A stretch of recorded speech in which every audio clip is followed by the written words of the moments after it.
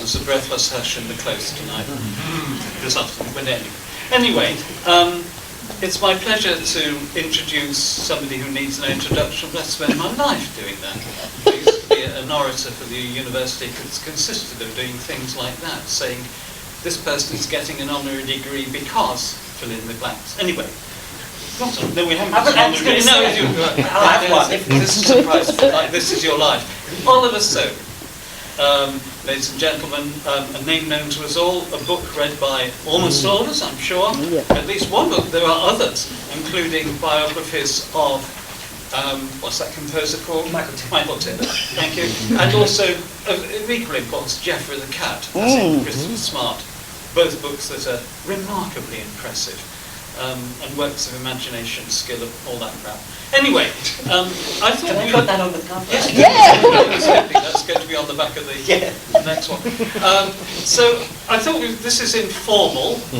We're just going to have a bit of conversation, which is a conversation. It's not just in here. One thing that's come out of the conference so far is that a large number of people in the room, probably almost everybody, has had dealings with the Coward archive and the archival material, and we have as well. But we'll come on to that in a bit. I just want to start by asking you what may seem an obvious question, which is what brought you to write a biography of Noel Coward? I wish I had a better answer to a room full of people who've known about Coward much longer than me. And I wish I'd written him letters when I was young and played and so on. No, I mean, 3 years ago, I had seen 3 of his plays only, and that was the extent of my knowledge, which didn't even go as far as passion, I have to say. I'd seen The Private Lives with Lindsay Duncan and Alan Rickman when I was 10, I think, and I'd seen A Touring Blind Spirit, and I'd seen also Lindsay Duncan in Hay Fever, and that was it. And Noel Coward was not on my horizon particularly, and I think my publisher got rather tired of thinking I might write long books about esoteric classical composers, and knew that there was the Noel Coward archive that had been put together since the last major biography, which is Philip Hoare, which is 1995. And they simply asked my publisher, have you got anybody who might like to write a book about Noel Coward? And they said, well, we've got this Oliver Soden. And so I said, who's done a cat and he's done a composer. And it's maybe he'd like to do a play. So I said yes, because you don't say no, you really don't. But I shouldn't, that's not actually, I now realise, a good enough reason to say yes to write a biography, because it wasn't a subject that came from within, which they do have to do. And I did have years then, after signing the contract back in 2018, of confecting that link, of working out why the book needed to exist beyond reasons from my own career, and what I could bring to Coward, and what he could bring to me, and what I had got wrong about him. Because I spent an awfully mistaken, probably snobbish 6 months, thinking I'd made a terrible mistake. And that really, Coward, come on, I should be doing Beckett or somebody. I should be writing about some very obscure little absurdist playwright. And Coward was passé and not for me. And it took me a long time to do what I should have done at the beginning, which was to actually sit in lockdown, as it turned out, and read what he actually wrote, which is something you do in your work. You go back to the text, not to the famous quotes on Twitter, and not to the famous lines about martinis and the sea shall not have them and all the things he probably never actually said, and just read the plays. And I remember lying on the sofa in that amazing April in lockdown, and I just read Hay Fever.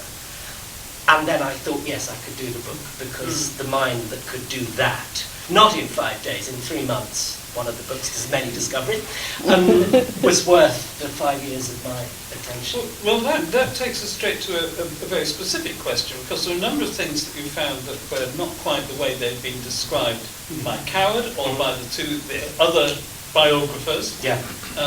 And also some things that were, for example, Coward's statement about when, with certain plays, how quickly he wrote them, with others, really. Would you like to say something about those discoveries? Well, partly it was an effort. I thought of the book as a sort of anti-anecdotal Coward, which has probably upset some of the readers because, you know, the famous lines, quite purposefully, are just not really in it, which hasn't, of course, stopped the Daily Mail for reprimanding me for, you know, not finding out about them. But that was a very conscious decision, that this was not going to be made up of the quips and the witticisms and the compendia of Noel Coward's wicked wit and so on. And among those many famous things about him are, for example, I wrote Hay Fever, as he says in the autobiography, over 3 days or however long he claims. And that this was going to go back to what he actually wrote in letters, in diaries, in the manuscripts, in the archive where you've worked as well. And in the Noel Coward archive in London, not the one here, there is, for example, the 3 notebooks in which he wrote Hay Fever by hand. And they're quite specifically dated. And they show it going over months, not even weeks, months. Okay, actually, I think writing Hay Fever in months is still a pretty amazing achievement. But it's to do with scraping away the Coward that he presented to us, if you're going to try and merit the writing of a new life, ignoring what he had to say about himself and going right back to the beginning with all the dirty varnish cleared off. And that's one that's stuck in my mind. The famous thing about Hay Fever is simply not true, and there must be others. And your book does exactly this and has the space to do it. It shows the discipline that lay behind this supposedly virgin birth genius, and that actually Coward is a product not of hedonism and divine inspiration. He's a product of writing because it was 9 a.m. every single day. And if you look at the notebooks, the plans for the vortex, and so on, the draft after draft, the revision after revision, the way the vortex starts as a short story called Easy Virtue, and then moves into a script, and the title character is called Toto, and then she's called, you know, the way Private Lives in the first act has a waiter. Can you imagine the way that first act would go slap with the appearance of the waiter? Sounds like Sweet in Three Keys. Yeah, well, exactly. But there, the waiter has a purpose in that he's the through line between the 3 plays. Can you imagine Private Lives if it wasn't a sort of 4-step ballet? You have this interruption. Yeah. All these, the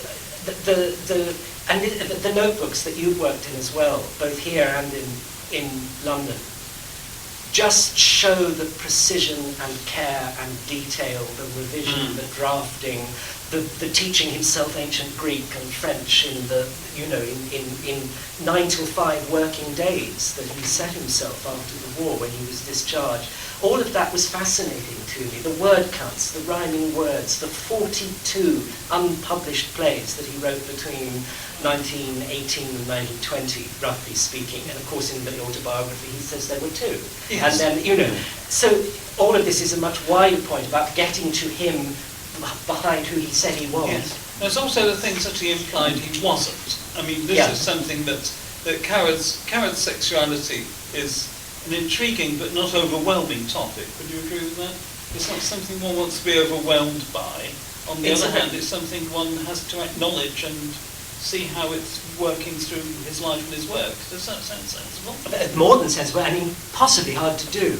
This combination of the intrinsic and the incidental, because obviously sexuality and his homosexuality is at the heart of his life as a performance, his plays about a journey to liberation and the cost thereof, and yet you don't want to have the sort of special pleading treatment.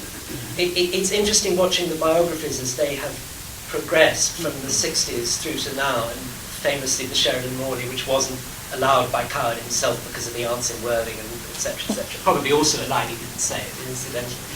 And then Cole Leslie actually being amazingly profound and insightful and honest. It's still the best biography of Coward within the limits of what that book could be, because Cole Leslie was. But what a writer and what a man. And anyway, moving through to Philip Hawes in the 90s, which is a product of a book begun in the late 80s during Thatcherism and Section 28 and so on. It has that, it's heavy with the case that it's making for Coward's sexuality from a gay writer and so on. And now I was looking to just talk not about homosexuality so much as Coward's sexuality, which was bespoke and individual, as sexualities always are, but, and in his case I think actually very distressing and very tragic.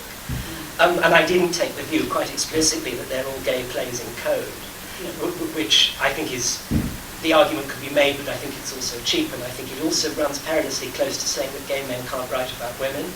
And I think he writes about women very well. So there was all that to be balanced. Yes.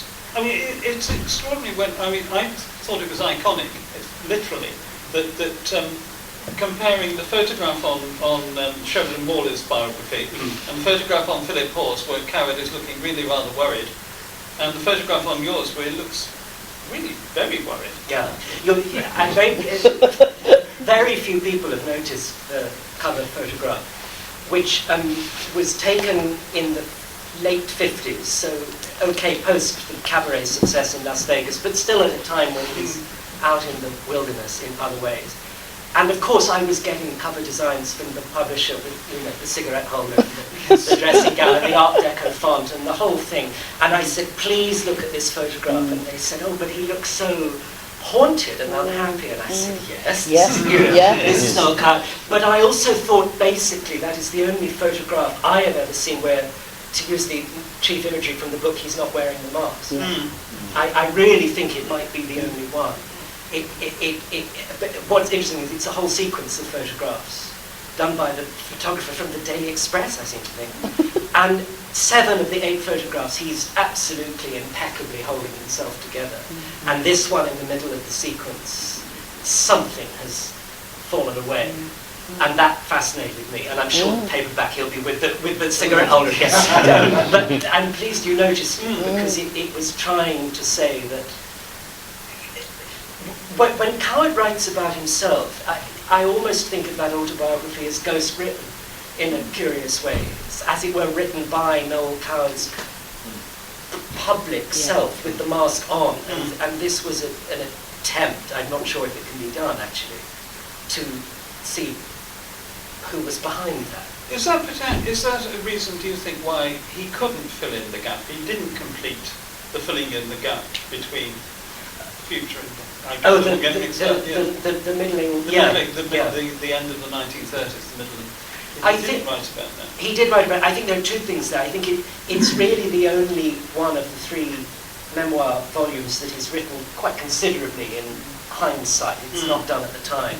And he wasn't a diary keeper at the time, so he didn't have the notes to build into the memoir. But also it's a time when he's shuttling between 2 affairs, really, with Louis Hayward, the actor, and Keith Winter, the playwright, both of whom were still alive. And it's the time of Point Verlaine.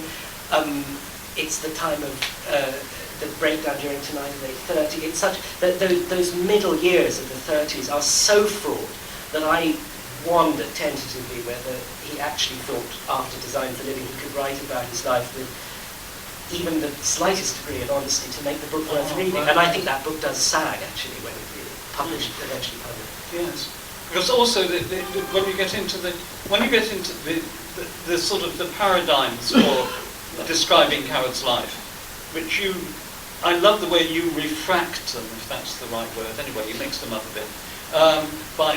With this framework of, as it were, performance script, which is an interesting. It's not a conceit in the good sense, you know. Well, gimmick is the word you're nicely not using. Well, actually, yes, it's all a gimmick. It's all a gimmick. Yeah, but well, it makes it for a bit different, doesn't it? But also, the one thing about that is that I got a sense of the shifts as well as the continuity. Was that a part of the grand design that you were, or did that occur to you as you were working through? Well, no, actually, what was funny is until I hit upon this conceit of doing at least chunks of the book in play script form, the book was really not coming easily. And then suddenly that idea fell into place, and then I was working much faster. And it was partly that. In fact, one of the reviews used the word Noel-scape of the book, which I liked, because this notion of this infinite variety, you know, so a section of the book is done as short stories, and a section is done as scripts, and so on. And I mean, it's an imperfect solution, and it will irritate some, but maybe you risk that in order really to please others. But what was really behind that was trying to grapple with how on earth, as a biographer, you write about someone who is always performing. It's the Gary Essendine question. Who are you when you're not performing? Are actors just creatures of tinsel and sawdust? Who are you when the mask comes off? Because maybe the point is that the mask is the important thing and you're hollow and vacuous and empty beneath. Who are you when you don't have an audience? That amazing moment in Present Laughter, just once in the whole play, where Essendine is alone on the stage. You know, who is he? What does he do? How can he? This is a man, Noel Coward, I mean, who had a stage built into his house in Belgravia, for goodness sake. How to convey that constant performance seemed to me imperfectly but interestingly solved by. Also, I think it's a way of really removing, dare I say, the biographer. You know, it's the ultimate way of allowing a subject to speak for himself, because the play script sections are, nothing is fictive. They use only things that he and other people said. And it actually removed a layer between the book and him, me and him. It's just him on the stage talking, and actually it allows you to prune away a lot of exposition as well, because you just have his stuff, you know. Yeah. Oh, well, I mean, one thing that also occurs to me, one thing I did, not just in preparation for this afternoon, but just as part of my general mental health, was to read all the biographies in order before I read yours, you know, so now I'll go and read them backwards. Yes. See if we can spot the difference. But in me, not in them. But the one thing that struck me is the way the rhythm of his life gets disrupted. It goes on there are the breakdowns. There's the long periods of travelling, and I travel alone. Well, it wasn't often alone, or it was sometimes.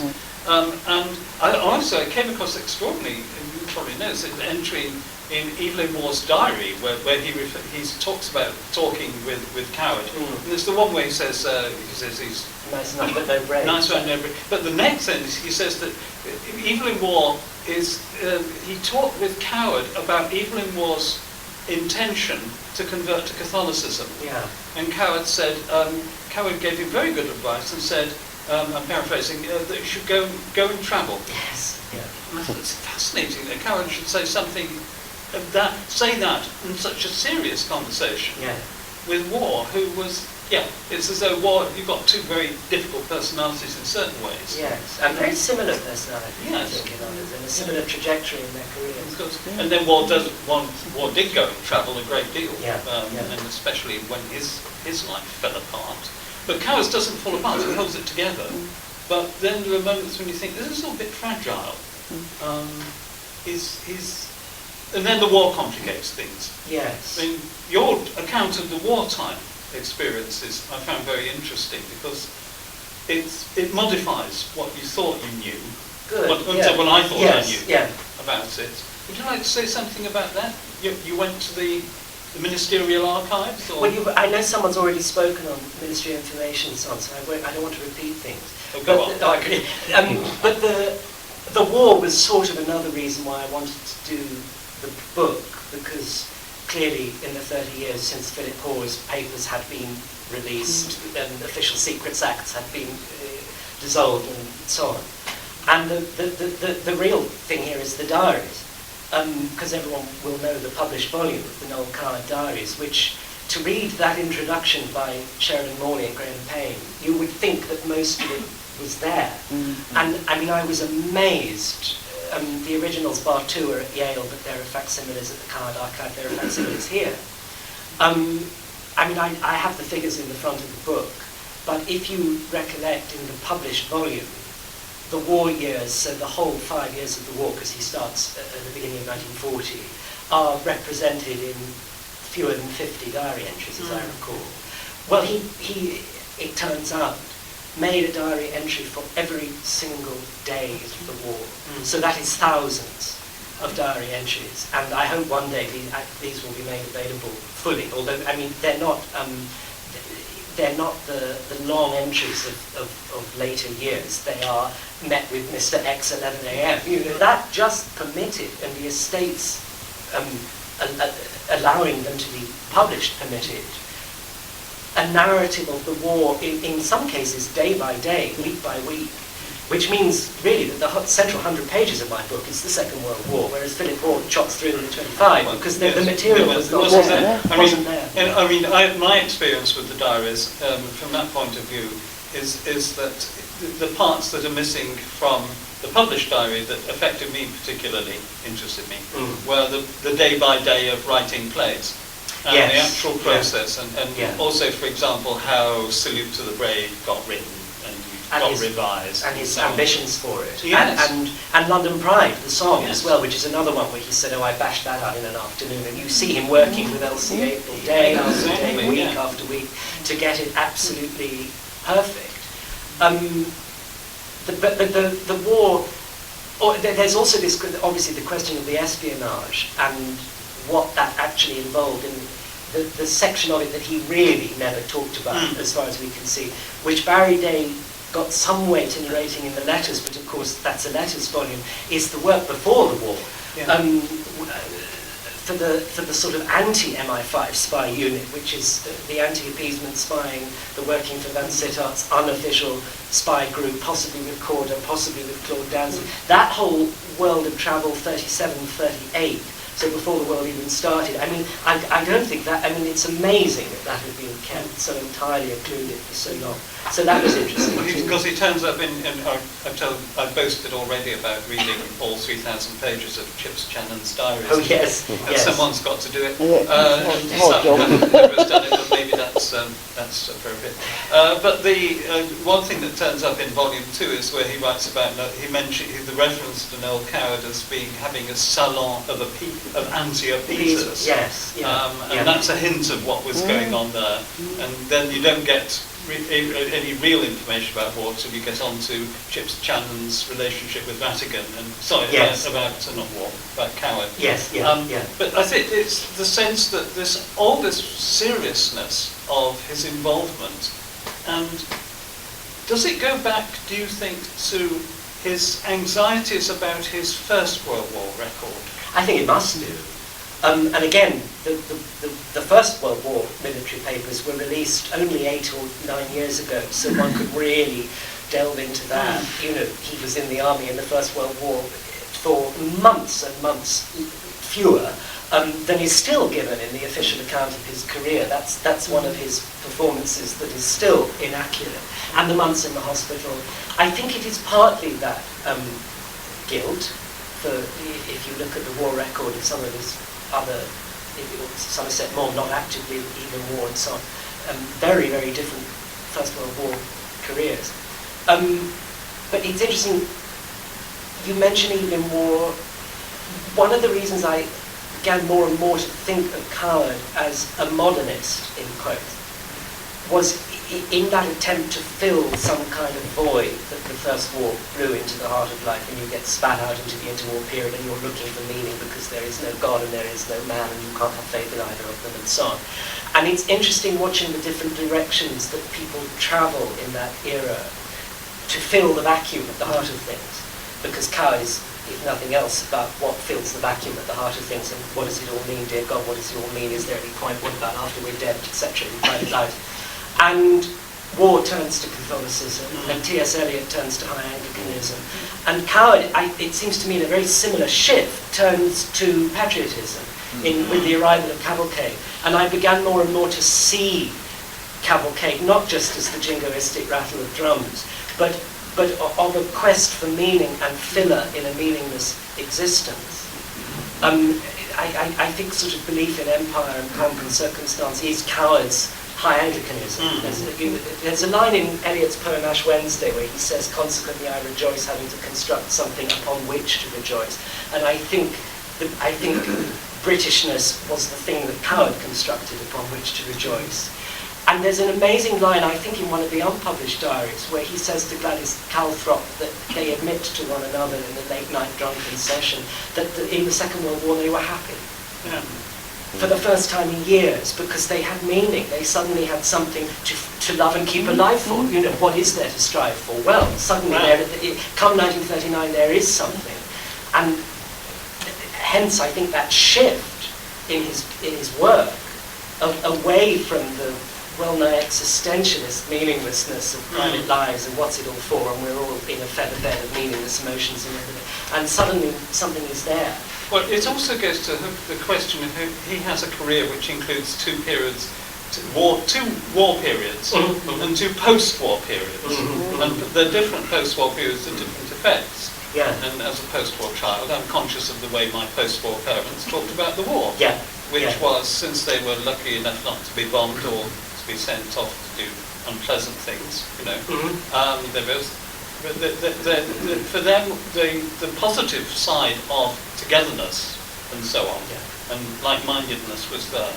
But the degree of in Coward's case, the disillusion with the post-war government, with the welfare state. He starts using welfare state as a term of abuse.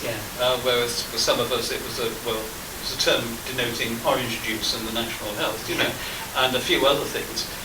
But it's intriguing how Coward's reaction to the aftermath of the Second World War. I find it hard to distinguish, to untangle the public reception of his work after the war, the new works, which are inferior mostly, from his feelings, his political and social feelings more generally. Yes, so do I. I think it might be as simple as if you speak for one generation, perhaps by default you can't speak for the next, because if you are almost the embodiment of the social causes of the interwar period, the 20s and 30s, the strive for sexual liberation, sexual freedom, fighting against all the sacred shibboleths, as is said in Private Lives, of monogamy, church, faith, Mother India, all of that. Somehow, by default, you're out of sympathy with the social causes, the welfare state, decolonisation, social equality of the next generation. And I think there's also something about, if you conquer the theatrical world when you were 25, if, as was said of him in the Times in 1925, that he was more famous than the Prime Minister, and he's 25, how on earth do you ever grow up? How on earth do you know how not to be young? If you were at the pinnacle of the age of youth, I think that's just an interesting psychological thing.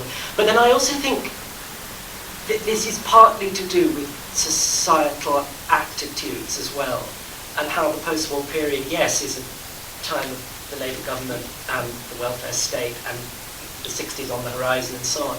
But it's also, in the 50s at least, the time of McCarthyism in America and the firing of gay men in their droves because they might have been suitable subjects for blackmail from government and so on. It's a time, I became very interested writing the book in correcting my own cliche view of this upward journey, it's that way for you, isn't it? This upward journey to Wolfenden in '68, and realising that no, it's a zigzag, because in the 20s, Coward is able, and 30s, early 30s, Coward is able to be so much more open and explicit about homosexuality, bisexuality, than he is later in his life.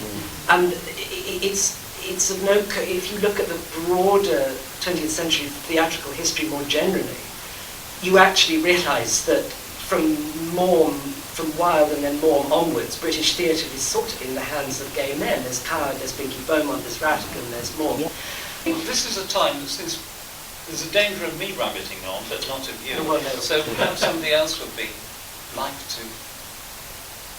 I just wanted to say, when I saw, well, you called it gimmicks, but I loved the way that you went in the book for non-traditional structure, and that you presented it as, as you say, short stories and stuff. And I particularly loved the opening thing where you talk about the cowards having this golden-haired boy. Oh yes. And then you kill him because it's his brother. I just went, oh fuck me, that's clever. Really. It's funny.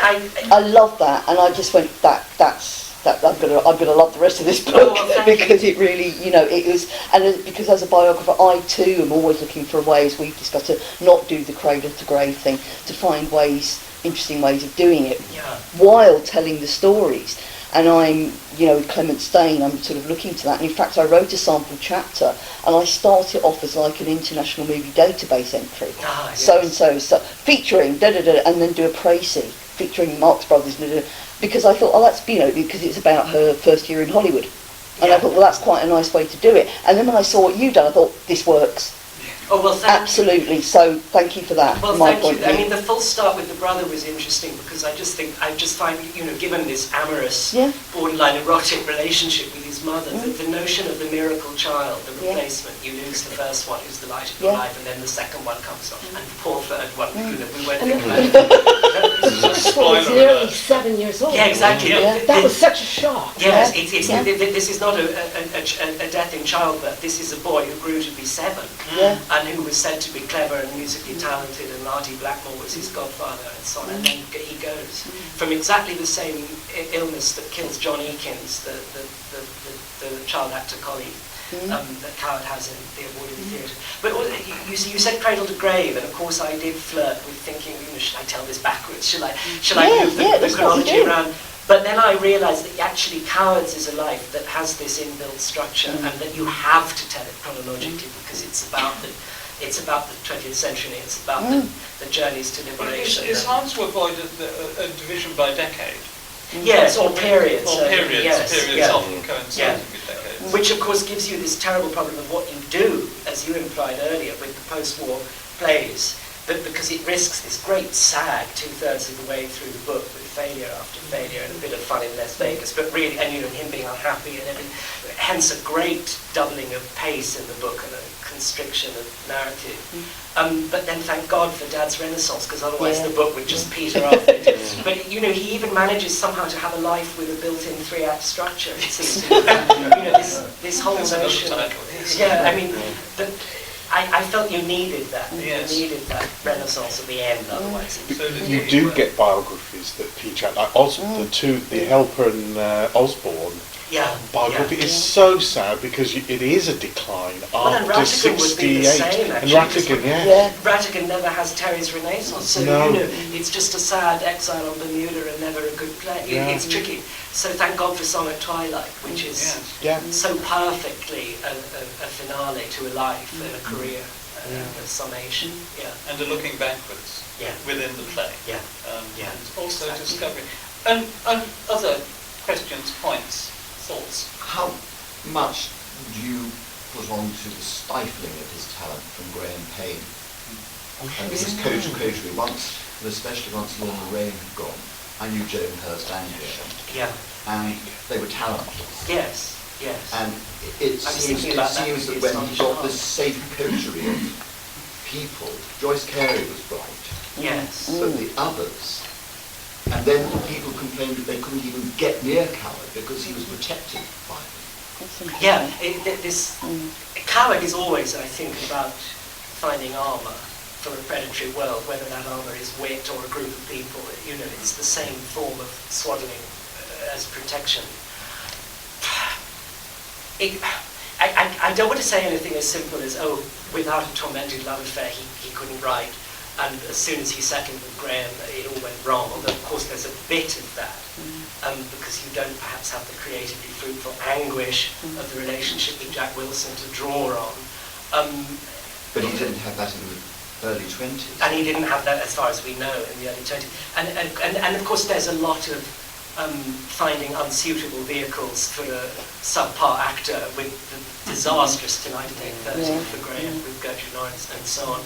But then it's not as if the talent resurfaced when he suddenly plunges into the unhappy affair with William Traylor in 1958. And of course, I contradict myself by saying it's not so simple, I think, as a simple abandonment of talent, because some of the songs he wrote in the 50s, even with Graham, are as good as anything he ever did. So it's this complicated. I think there are some terrible career mistakes made because of the presence of Graham in his life. Though I was surprised actually by how little time they actually spent together, even as partners. That was a surprise of just chronicling the life week by week, how separate they are. And interestingly, literally over the last 6 months, a great cloche of correspondence between Graham and Coward has been discovered in Switzerland, which I just read. And it's not game-changing, but I didn't believe there was any surviving correspondence between them at all. And they're mainly written from when he was in Las Vegas. You suddenly realise Graham isn't there. I found that quite interesting. I always assumed this sort of trio, Cole, Graham, Coward, very much in that triangle. And Graham isn't there a lot of the time. Trying to pursue his career over here. So I haven't answered your question very well, but I'm not sure. Was it because of leaving England?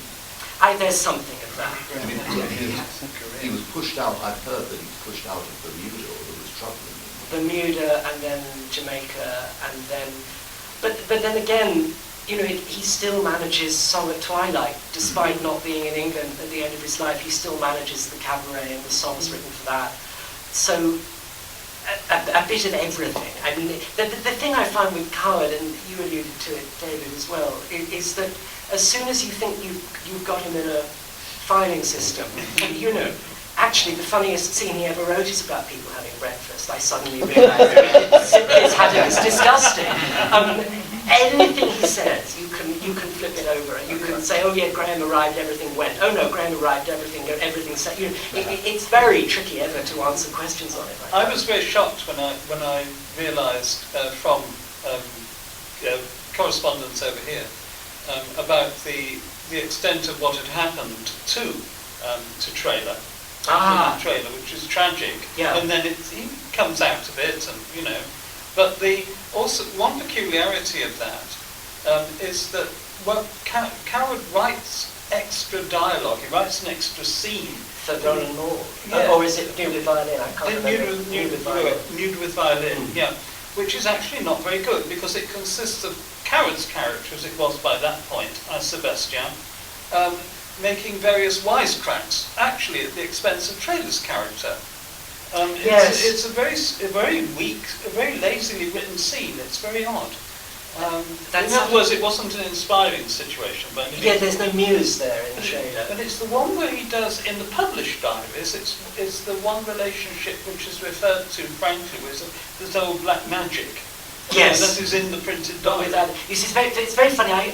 As the book came out, I was convinced that the one really valuable, dare I say it, the my own book, discovery that I found, or rather been given to me, that they had allowed to be published from the Coward Archive, was The Affair with Trailer, because I think I found what is really, A, the best and tenderest letter that Coward ever wrote, and B, the only thing in his lifetime I would ever have called a love letter. It's an amazing letter that he wrote to Trailer, and we have Trailer's reply, and Trailer's daughters are still alive. They're in America, and I found them, and they gave me, and had one read the account of Trailer in the previous biography, it's a picture of an unhappy, elderly, aging man driving a young man to suicide. And actually, Trailer had tried to kill himself before he met Coward. He was unhappy. He was escaping a deeply religious upbringing in the south of America. He was very tormented about his sexuality and so on. And I came to Birmingham. I saw that not just the published diary entry where Trailer isn't mentioned, but that every single day of Trailer's trouble and difficulty is there. And the Coward estate finally gave permission for this to be included. And you see Coward helping this young man, getting him into the hospital, getting him out of the hospital, giving him away to his wife when he eventually. All this was not known. They still have the mother and Trailer's eventual wife adored him. They still have the painting that he gifted them as a wedding present, and then they had this correspondence between the two men, between Coward and Trailer, and this amazing letter that Coward sent to Trailer.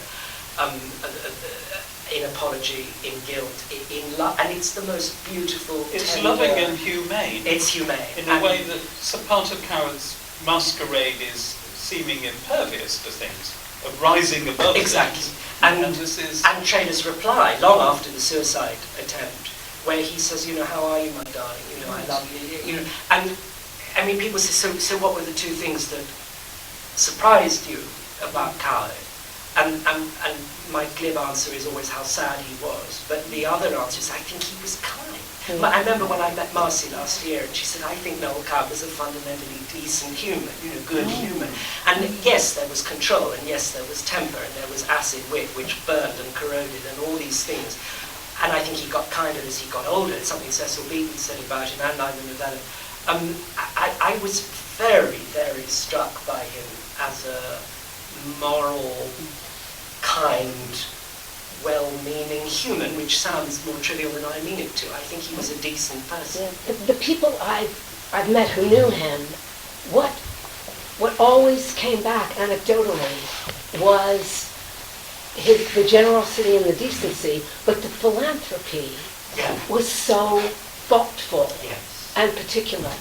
His Times obituary, a few days later, someone wrote a letter saying, our son was one of his godchildren, and our son was born mentally handicapped. Several weeks before our boy's birthday every year, Noel would make discreet inquiries about what the boy was capable of doing. The toy or the game that Noel sent to our son was the one that he played with throughout the year. That degree of sensitivity. Yeah. The other thing, which I don't think was known, that the actress Madge Tilleridge, who was in a lot of his early premieres and was one of his Peter Pans when he was little, it was, like a lot of people in Cowards, like absolutely crippled with arthritis, to the extent she could barely get out of bed, as it happened to Elsie April, it happened to all kinds of people. And Coward just very quietly paid for the cortisone injections without her knowing. And this went on for years. He and the Luntz shared it. And this is in the Luntz archive of Wisconsin that I found. And things like that. That there's been such emphasis on the bitchy wit and on the cruelty, and I think both of those are there. I have no wish to write a hagiography, but I think this. I would say this of the plays as well. I think the plays are very moral. I think he was a sort of moralist. I think he asks very big moral questions about sex and love and class and how possible it is to be free, and who gets hurt when you're being free. Well, when characters are dismissive about morality, they don't get away with it quite. Not in terms of discussion and logic. Yes. Even in Design for Living, or that it's actually that there is a payoff. Yeah. Things have a payoff. Well, for ages I was calling my book in my head The Cost of Freedom, because it's a bad title, but I think if anything sums up Coward's entire work for me, it's what does she say at the end of Sirocco? I'm free, God help me. Yeah. And this word free that comes up in every single play, but it's an Auden line. To be free is often to be lonely. To be. Nicky Lancaster says in The Vortex, I wish we weren't so free. Because Coward has seen freedom at its zenith in the 1920s, but he's seen how that ends. Oddly enough, three of the Tonight at 8:30 plays have people contemplating suicide. Yeah. And in one case, achieving it, which is a strangely disturbing thing about this. Yeah. He's so precise about trying to say whether the thing is a light comedy or a play. Tries to avoid farce. And yet, yes, that line, I wish I were dead, is in Coward about 10 times. 6 is funny. 6 is screaming young women jumping up and down. I think it's Sybil in Private Life, I wish I were dead. And then Florence Lancaster, I wish I were dead. And then suddenly when Laura says it in Brief Encounter, she means it. And I find that an amazing. I mean, she's Anna Karenina for 2 minutes going under the train. Yes. And with the Russian music going, but no, she's British. She's in the Lancashire Cumbrian railway station. Yeah. But, John Mills said to him, so sad about Jack, isn't it? Alcoholism. It's the 1983 documentary. It's his own fault, isn't it? Yeah. Yes. So he had this thing about you should actually pull yourself together eventually. Yeah. Otherwise, you go. Something else that comes out of I'm sure you know this, that comes out of the correspondence with Jack,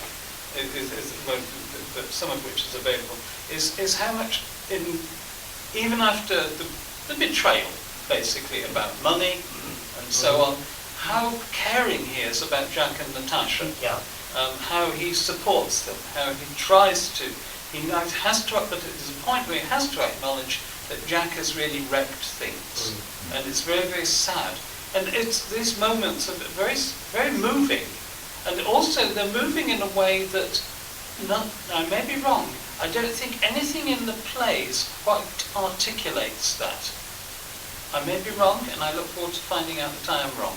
But it feels as though that's something Coward could write about an experience in his life, but it's something that doesn't actually come into, even in maybe especially not in some of the Tonight at 8:30 plays, because it's an intensity of feeling and simplicity. I'm rambling. No, I agree. I was thinking because I read a lot of the Jack Wilson file is here, and it's closed. It's still closed, but it was open, booked, very nice.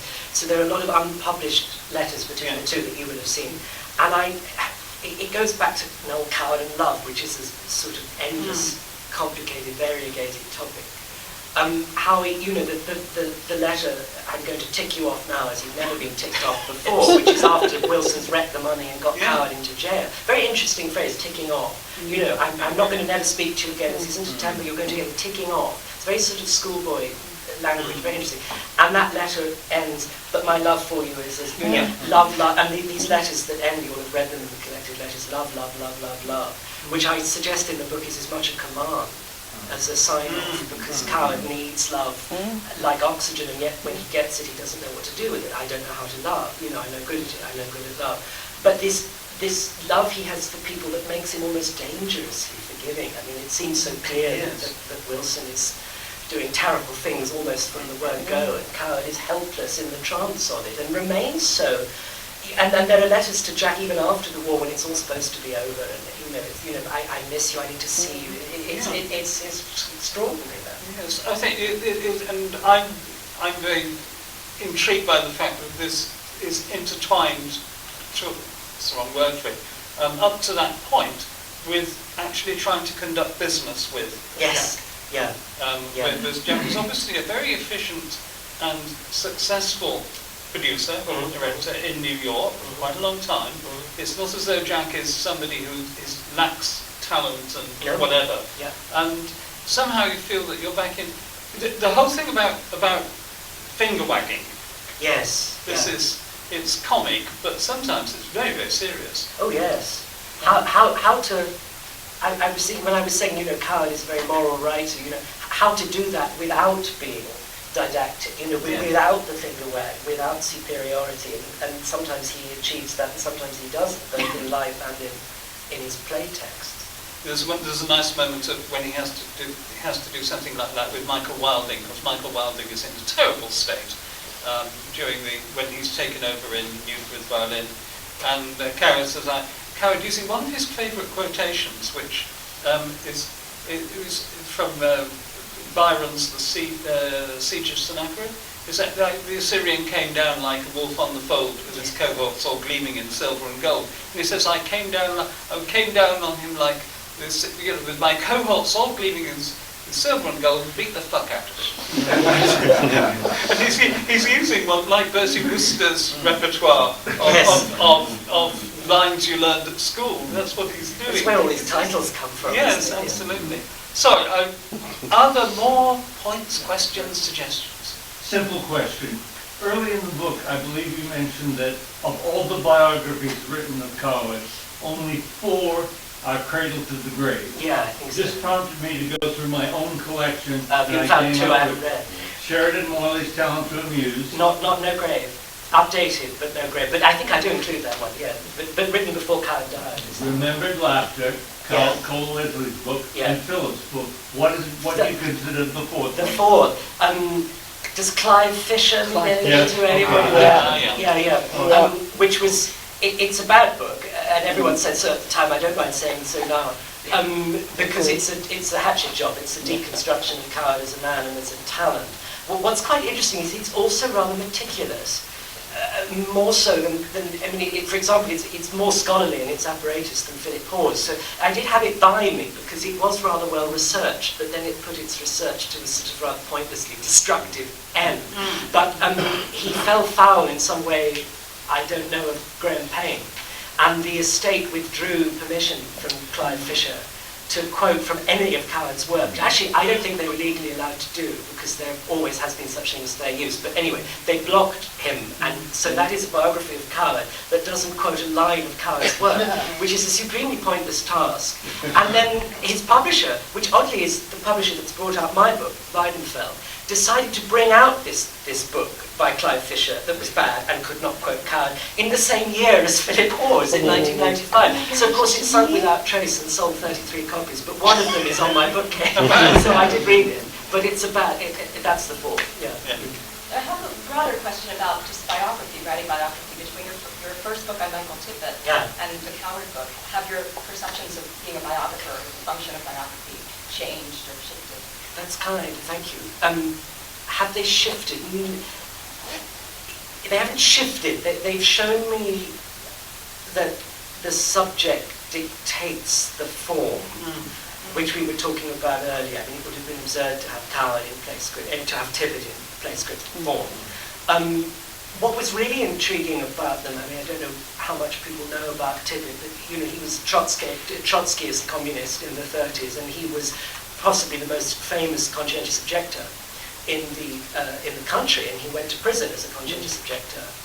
And of course, Coward wouldn't shake the hands of conscientious objectors. He nearly disowned Esme Wynne Tyson's son when he became a friend. He vetoed the casting of James Mason, from In Which We Serve, to being a conscientious objector. So what I was dealing with were two people at the absolute opposite ends of the political spectrum, and there are two beautifully complementary, opposing anecdotes of this. In that Tippett heard about the Munich conference and wrote a letter to a friend saying it was the great white hope of the future, when the four people sat round a table, because who cares about the Czech, and talked about the future that might have been, because pacifism is everything. And Coward, as people will know, goes to see the footage of Chamberlain coming back from Munich, peace with honour, and he hits Ivan Novello on the arm when Novello cries in relief. cheering. Yeah, and I just found that interesting. These two totally different angles on the century. Two gay men, it goes back to what I was saying about there's no such way of writing about homosexuality as if it's a lumpy thing, because Tippett had a very contemporary homosexuality. All he wanted was to marry and have kids. He just wanted to do that with another man, whereas Coward uses his sexuality as a means of pushing away that nuclear Victorian family and ideal. And you do, it's very interesting. I'm very admiring of Coward's anti-appeasement policy in the late 30s, but of course I was quite admiring of Tippett's pacifism. So you do sort of become these people. I think it's a kind of you have to be there thing, which is part of historical writing, isn't it? But I think also one thing that struck me about the Tippett biography is that you have to deal with maybe I'm wrong, a change in Tippett's artistic life when he starts on A Child of Our Time. Yeah. And also you, as a biographer, had to deal with a great deal to do with Trotskyism, yes. And not Trotskyism in the general framework of communist ideology. Yes. And make that clear and lively. Whereas oddly, the exact parallel was with Spidem in the Second World War, which could very easily, and maybe does in the book, sort of splinter into any number of, British security coordination, special operations executive, and sit out against Danzig, and just the stuff you have to go and find out about and try and make palatable. I'm so glad you did for us all. Well, it's very nice. But it is. There's a new, I think it is, BBC documentary about Tippett. Yes, which includes. Well, it was on the other night. Yeah, it's on the other night. It's on the iPlayer. That's when I watched it. And I might say, and you appear in it. I appear in it. I produced the damn thing. But Tippett's autobiography was called 20th Century Blues, which I found quite interesting. And we know that he saw the vortex in the 20s. And there's his third opera, The Knot Garden, has a psychiatrist called Faber in it. And his last opera, New Year, quotes from Dance Little Lady on the first page. So two such completely opposed people. I mean, Coward would loathe Tippett's music and may even have done so if he heard it. And yet, Coward is unignorable as a means, I thought, of singing 20th century blues, or even 21st century blues, however you might want to sing them, from whichever angle, in whatever different way. Even someone such as Tippett found, two people trying to find alternative ways of designs for living in a new century after the war, doing it in very different ways, but I found them oddly complementary. Yes. But no shifting perspective, just a sense that they tell you how the book should be if you listen hard enough. Quite so. Well, and how are we for time? We are pretty much out. We are just out. out. Yes, In which case, I was just looking over there to see if I could see Graham going like that. No, not yet. But Bang, bang. absolutely on time. Right on the money. I think all that remains to us, is first of all to thank Oliver for being so frank and saying